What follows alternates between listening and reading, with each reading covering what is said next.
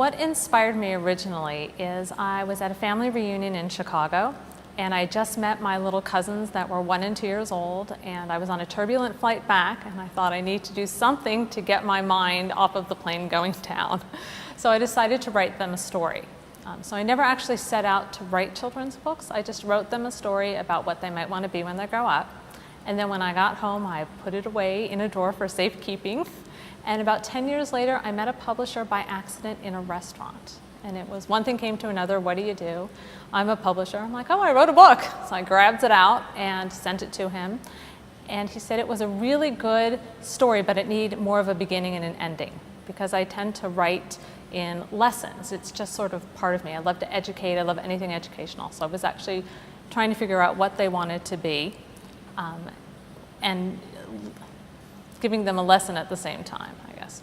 So I finished it and I sent it to him, and they ended up publishing it, and I found I really loved it.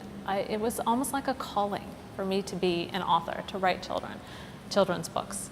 I couldn't have kids of my own, so it was kind of a way of me to help be a part of a child's life and help to educate and be a part, without being able to adopt or have kids on my own.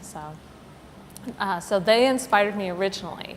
I write educational because of that, but I get my inspiration from anything going on around me.